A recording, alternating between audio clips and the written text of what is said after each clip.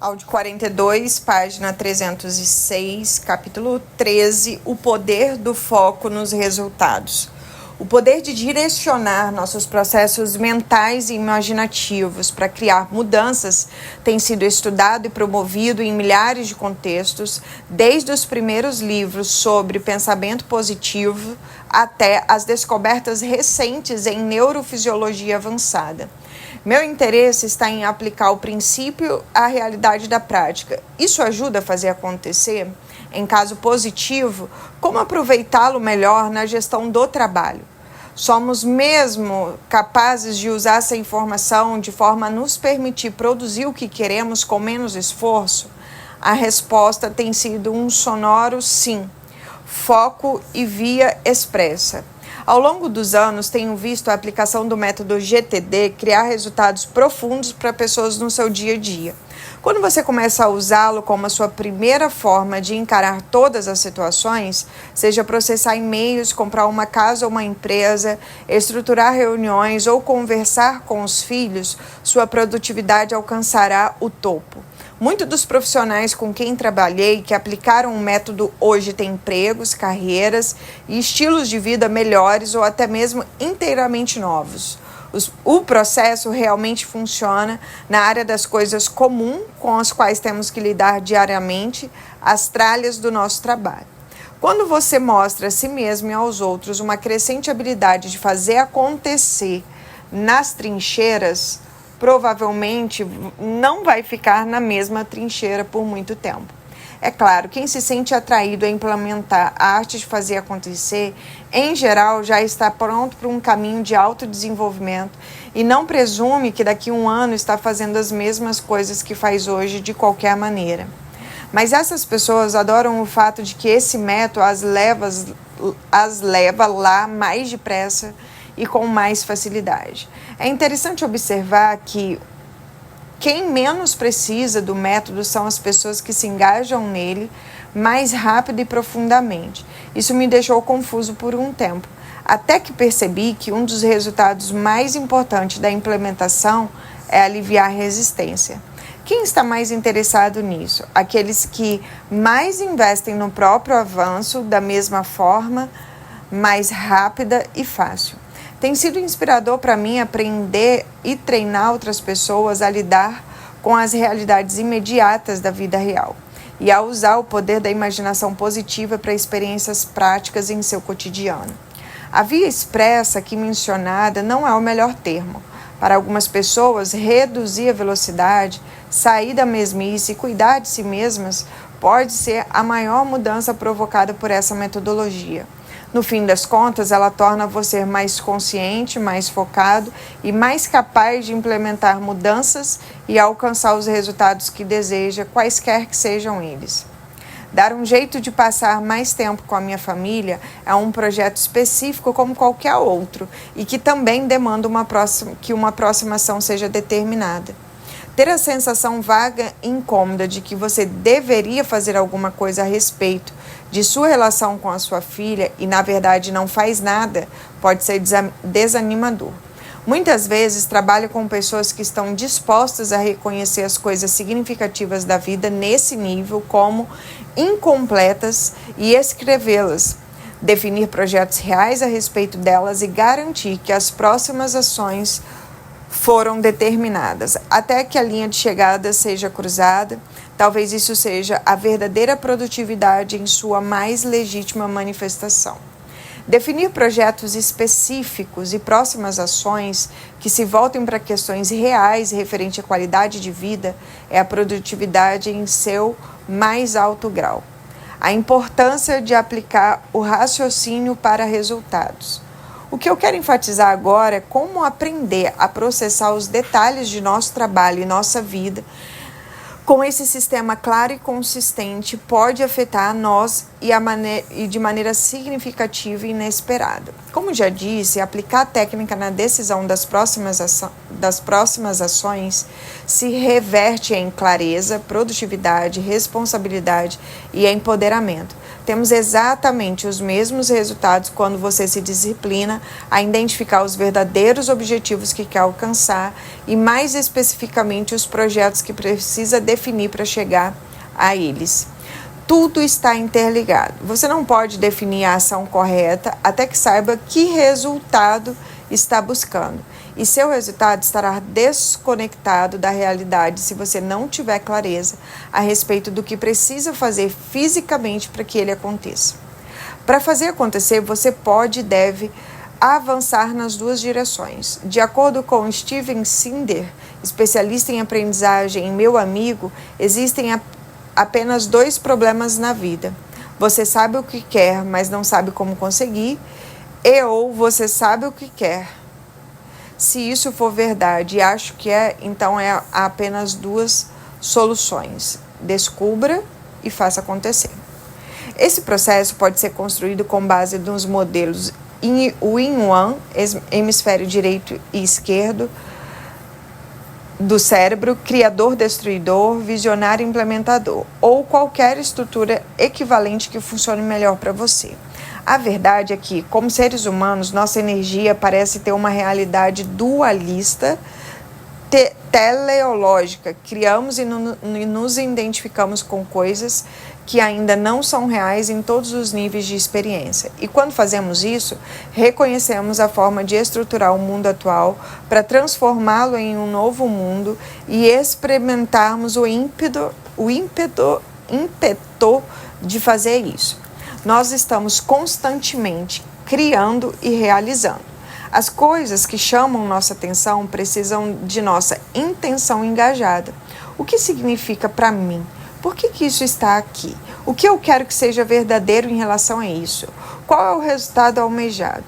Tudo que você experimenta por incompleto deve ter um ponto de referência para que se torne completo. Uma vez que você tenha decidido que há algo a ser mudado e um molde a ser preenchido, pergunte-se: como posso fazer isso acontecer agora? Ou que recursos preciso alocar para fazer isso acontecer? Qual é a próxima ação? A essa altura, você já deve ter percebido que o método GTD não é nenhuma nova tecnologia ou invenção. Ele apenas explicita os princípios de trabalho que todos fazemos implicitamente. Mas com essa consciência você pode elevar os princípios para criar deliberadamente melhores resultados.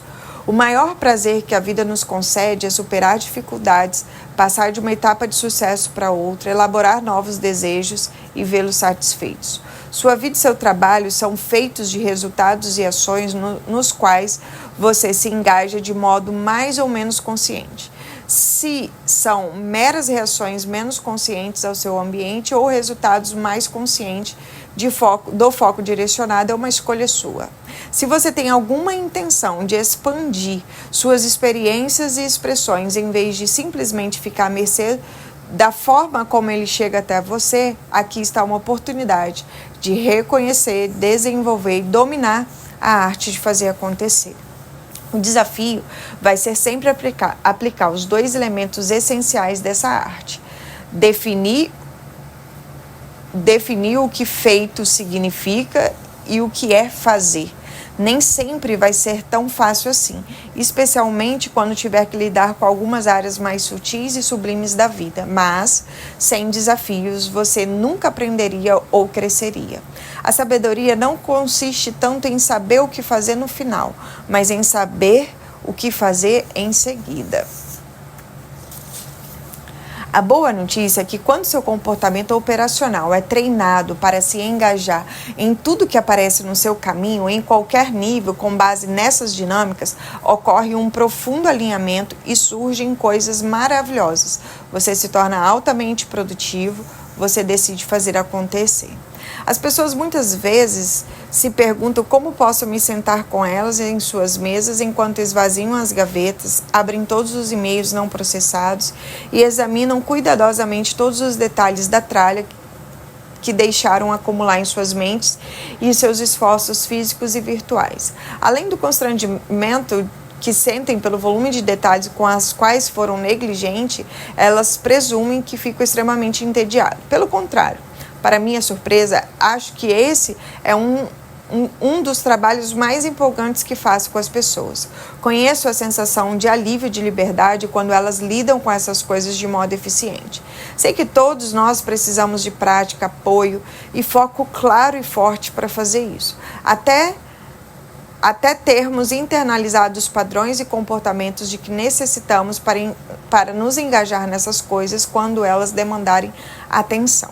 Sempre que percebo um cliente identificando algo em seu ambiente ou em sua mente que chama sua atenção e em poucos momentos o processo e o silencia, sei que está aprofundando um importantíssimo padrão de comportamento. E sei como pode ser significativa a mudança que essas pessoas experimentam em seus relacionamentos com seus chefes, seus sócios, seus cônjuges, seus filhos e com elas mesmas nas próximas horas, nos próximos dias e anos. Não é entediante, é um dos melhores trabalhos que faço. Gerenciando resultados multiníveis. Meu negócio é o foco. Como consultor, coach, educador, faço perguntas simples que muitas vezes suscitam os outros e até a mim mesmo respostas muito criativas e inteligentes que, por sua vez, agregam valor à situação e ao trabalho em andamento. As pessoas não ficam nem um pouco mais inteligentes depois dessas sessões do que eram antes, apenas direcionam e usam a sua inteligência de forma mais produtiva.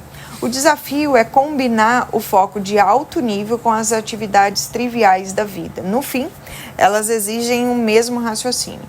A singularidade do foco prático do método GTD é a combinação da eficácia e da eficiência que essas técnicas podem trazer a todos os níveis de sua realidade. Existem muitas fontes de inspiração para esse tipo de raciocínio que envolve propósito, valores e visão. E muito mais ferramentas triviais para reter os mínimos detalhes, como números de telefones, compromissos, listas de compras. O mundo, porém, anda carente de práticas que dirijam igualmente a ambos os níveis e os interliguem. Um idealista acredita que o curto prazo não conta. Um cínico acredita que o longo prazo não importa. Um realista acredita que o que é feito ou o que se deixa de fazer a curto prazo determina o longo prazo. O que isso significa para mim? O que eu quero realizar a respeito disso? Qual é a próxima ação necessária para fazer isso acontecer? Essas são as perguntas cruciais que devemos responder em algum momento sobre todas as coisas. Esse raciocínio e as ferramentas que apoio lhe servirão de maneiras que você ainda nem imagina. O poder do planejamento natural. O valor do planejamento natural de projetos é que ele fornece um modo de pensar integrado, flexível e alinhado que se aplica a qualquer situação. Enquanto o processo de 5 passos, capturar, esclarecer, organizar, refletir e engajar, é uma forma coerente de alcançar estabilidade em todas as áreas da sua vida, o planejamento natural fornece controle focado e relaxado em áreas mais específicas. Questionar o propósito de qualquer coisa que esteja fazendo é saudável e prova maturidade. Sentir-se bem em criar visões de sucesso antes de os métodos estarem claros é um atributo a ser fortalecido. Dispor-se a ter ideias boas ou más e expressar e capturar todas elas sem julgamento é fundamental para acessar plenamente a inteligência criativa. Reunir várias ideias e informações em categorias, sequências e prioridades para a obtenção de um resultado específico é disciplina mental indispensável. E decidir e executar as próximas ações reais, fazendo de fato alguma coisa para avançar no mundo físico, é a essência da produtividade. Respeita o homem que sabe bem o que quer. Grande parte de todo o mal no mundo decorre do fato de que homens não compreendem muito bem seus próprios objetivos. Decidiram construir uma torre, mas o trabalho e os recursos que dedicam às fundações não seriam suficientes nem para sustentar uma cabana. Ser capaz de reunir todos esses ingredientes no tempo e no equilíbrio apropriados talvez seja o principal fator de competência desse novo milênio. Mas ainda não é a norma para grande parte do comportamento profissional e pessoal. Longe disso. Continua sendo um desafio aplicar essa conscientização a todos os aspectos da vida. O modelo de planejamento natural é espontâneo, mas em muitos casos não é automático. No entanto, mesmo quando apenas algumas partes do modelo são adotadas, surgem enormes benefícios. O feedback que recebi ao longo dos anos continua a validar que mesmo um pequeno aumento no uso do planejamento natural pode gerar melhorias significativas. Ver a prática do Brainstorm sobre quase qualquer aspecto de suas vidas se tornar um padrão de tantas pessoas é incrível. Ouvir dos executivos que adoram esse modelo para conduzir as reuniões e discussões importantes que obtiveram grandes ganhos ao fazerem é gratificante. Tudo isso só comprova que o modo como nossa mente trabalha naturalmente é no que deveríamos focar para fazer as coisas acontecerem no mundo físico. O modelo é simplesmente o princípio básico de definir resultados e ações para tudo que consideramos ser nosso trabalho. Quando esses dois pontos de atenção críticos se tornam o padrão da vida cotidiana, a produtividade avança para um nível mais elevado. A adição do Brainstorm, o meio mais criativo de expressar e capturar ideias, perspectivas e detalhes sobre projetos, compõe um conjunto de comportamentos refinados para você se manter relaxado e fazer acontecer, mudando para uma cultura organizacional positiva. Não é preciso uma grande mudança para elevar os padrões de produtividade de um grupo. Sempre recebo feedback indicando que, com uma pequena implementação feita por algumas pessoas chaves, as coisas imediatamente começaram a acontecer com mais rapidez e facilidade. A avaliação construtiva de atividades, alocação de recursos, comunicação, políticas e procedimentos em relação aos propósitos e resultados almejados se torna cada vez mais fundamental para todas as organizações que têm o conhecimento. Os desafios para as nossas companhias continuam aumentando com pressões vindas da globalização, da competição, da tecnologia, das mudanças de mercado, da instabilidade econômica, da elevação de padrões de desempenho e produção, tornando o raciocínio, resultado e ação um comportamento indispensável para o século XXI. O que você quer que aconteça nessa reunião? Qual é o propósito desse formulário? O que a pessoa ideal para esse trabalho deveria saber fazer? O que queremos realizar com esse software? Infelizmente, essa e outras perguntas semelhantes ainda são pouco frequentes em muitas empresas. Nas grandes reuniões, há muitas conversas que parecem boas, mas aprender a perguntar por que estamos fazendo isso, que aspecto isso vai ter quando tiver concluído com sucesso e aplicar as respostas no nível operacional do dia a dia, isso sim vai gerar resultados profundos. Em geral, as questões de produtividade relatadas nos níveis sêniores das companhias com os quais trabalho estão centradas em torno dos e-mails e das reuniões, ou seja, uma quantidade excessiva de ambos e muito tempo para lidar com coisas aparentemente não estratégicas dentro de cada um deles. É muito fácil para esses meios de comunicação se transformarem em um redemoinho improdutivo, drenando energia. Reuniões sem foco levam a e-mails desnecessários, que então geram uma necessidade de reuniões de esclarecimento que produzem mais e-mails e assim por diante. Tanto os e-mails quanto as reuniões são fundamentais para a vida corporativa. Com muita frequência, porém, caem na categoria de males necessários, basicamente porque falta rigor em relação a seus propósitos e resultados almejados. Visão sem tarefa não passa de sonho. Tarefa sem visão é um trabalho servil. Visão e tarefa são esperança para o mundo. O empoderamento acontece naturalmente para as pessoas quando elas deixam de reclamar e se fazer de vítima e passam a focar nos objetivos e ações definidas com uma direção. Quando esse passa a ser o padrão em um grupo, são criadas melhorias significativas na atmosfera e no resultado. Já há problemas e situações suficientes com que se preocupar. A negatividade e a resistência passiva devem sempre dar lugar ao foco nos resultados desejados, nos horizontes adequados. microcosmo de como as pessoas lidam com suas caixas de entradas, e-mails e conversas se refletirá na macro-realidade da cultura e da organização. Se a peteca cair, se houver resistência a tomar as decisões sobre as próximas ações logo de início, se nem todos os laços abertos foram gerenciados com responsabilidade, isso será ampliado no grupo e a cultura vai sustentar a mentalidade estressante de incêndios e crises. Por outro lado, se as pessoas implementarem o método GTD, a cultura esperará e experimentará um novo padrão de alto desempenho. Problemas e conflitos não desaparecerão, continuarão latentes enquanto você tentar mudar ou perseverar qualquer coisa nesse mundo. Porém, os comportamentos operacionais que o método sugere vão fornecer o foco e a estrutura para lidar com eles de maneira mais produtiva possível. Com frequência me perguntam como esse método pode melhorar uma organização.